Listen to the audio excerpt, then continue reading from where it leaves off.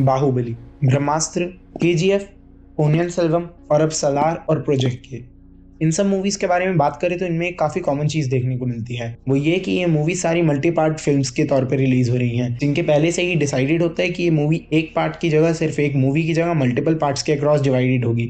जैसे ब्रह्मास्त्र एक ट्रिलॉजी की फॉर्म में आ रही है और बाकी सारी मूवीज दो मूवीज के कॉन्सेप्ट के साथ आ रही हैं। इसी तरीके से आने वाले टाइम के अंदर थी इमॉर्टल अश्वत्थामा और मोस्ट प्रोबेबली रामायण भी जो है वो ट्रिलॉजी के फॉर्म्स में आएंगी।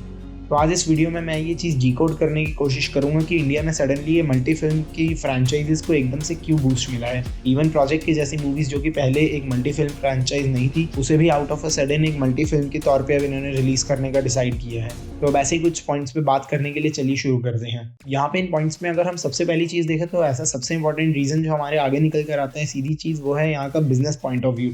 अब ये बिल्कुल कॉमन सी चीज़ है, एक प्रोड्यूसर के पॉइंट ऑफ व्यू से देखें कि मूवी का सबसे इंपॉर्टेंट काम उसके लिए है पैसा बना के देना। अगर आपकी एक मूवी की जगह आपको ऑलरेडी पता है कि एक से ज़्यादा मूवीज़ आ रही हैं, तो वो ऑब्वियसली अपने आप ज़्यादा पैसे बना के देंगी। आपकी पहली मूवी के साथ एक एक्स्ट्रा हाइट जनरेट हो जाती है जो आने वाले पार्ट्स के अंदर भी कंटिन्यू रहती है, और मे भी जितना चांस एक मूवी के नॉर्मल सीक्वल का कमाने का था उससे ज़्यादा चांस ऐसे में बन जाता है, क्योंकि ऑडियंस ऑलरेडी पार्ट 1 को देखने के बाद हाइप्ड होती है कि पार्ट 2 में क्या होने वाला है।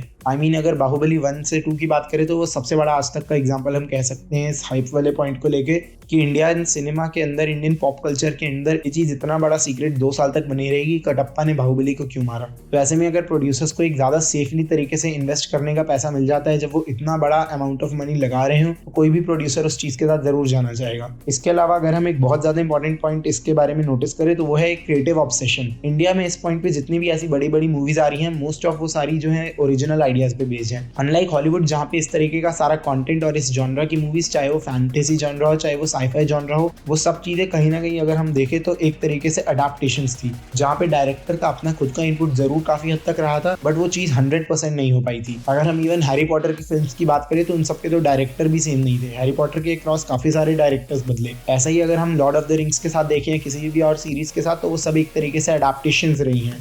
बट इंडिया के अंदर ऐसी जितनी भी हाई बजट और जितनी भी ऐसे मैग्नम ओपस मूवीज अभी रिसेंटली बनना स्टार्ट हुई हैं, वो सारी बिल्कुल ओरिजिनल आइडियाज हैं। ऐसे राजामौली सर ने बाहुबली का आइडिया अपने आप से तैयार किया था, प्रशांत नील ने केजीएफ का आइडिया अपने आप से तैयार किया था, आयान मुखर्जी ने अस्त्रवर्ष और ब्रह्मास्त्र की स्टोरी अपने आप से जीरो से बनाकर लिखी थी। तो जब इतना एक्सटेंसिव वर्ल्ड बिल्डिंग करने के बाद और इतनी एक्सटेंसिव राइटिंग करने के बाद एक डायरेक्टर अपनी मूवी भी बनाता है, जो अपने आप में एक काफी बड़ा टास्क है, अपने आप में एक काफी बड़ा चैलेंज है, तो ऐसे के अंदर जो अटैचमेंट है वो काफी ज्यादा बढ़ जाता है, जिसकी वजह से डायरेक्टर एक सिंगल मूवी के अंदर अपने विजन को छोड़ना नहीं चाहेगा। अब इस चीज के होने के चांसेस काफी अच्छे हैं कि इसके अंदर एक सिनेमैटिक यूनिवर्स भी क्रिएट कर दे रादर देन की मल्टीपल मूवीज के, जैसा हमने रोहित शेट्टी के साथ देखा है। रोहित शेट्टी क्योंकि एक के बाद एक लगातार कॉप मूवीज बना रहे थे और उन्हें कॉन्सेप्ट में काफी ज्यादा इंटरेस्ट था, तो उन्होंने पूरा यूनिवर्स क्रिएट किया। बट ज्यादातर फिल्म मेकर्स जो कि एक पूरा अलग ही फैंटेसी वर्ल्ड बना रहे हैं, वो एक स्टोरी के साथ कनेक्ट रहना ज्यादा पसंद करते हैं। तो ऐसे में वो जो डायरेक्टर है, वो जो राइटर है, या फिर जितने भी आर्टिस्ट उस मूवी पे इन्वॉल्व है, उस पूरे प्रोजेक्ट में इन्वॉल्व है, उन्हें और ज्यादा टाइम मिल जाता है उस वर्ल्ड के साथ जीने का और अपने खुद के कैरेक्टर्स को और ग्रो करने का। सो यही कुछ रीजंस थे जो मैं डिराइव कर पाया कि इंडिया में आउट ऑफ अ सडन आज के दिन में इतना बड़ा बूम क्यों आ रहा है मल्टी मूवी फ्रेंचाइजेस बनाने में। एंड आई नो ऐसा नहीं है कि ये सिर्फ इंडिया में हो रहा हो, ये चीज हॉलीवुड में भी काफी हद तक हो रही है। हमने देखा एवेंजर्स एंड गेम और इन्फिनिटी वॉर जो है वो 2 पार्ट्स के अंदर निकाली गई थी, जिसको पहले infinity war 1 and infinity war 2 कहा जा रहा था।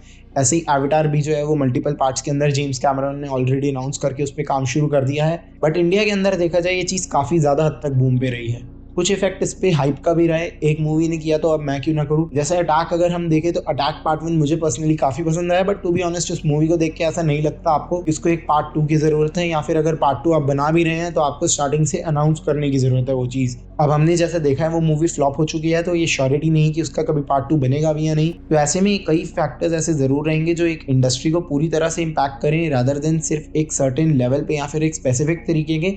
और ऐसे कई सारे इफेक्ट्स ने जो है मल्टी मूवी फ्रेंचाइजेस को भी ग्रो करने में हेल्प करी।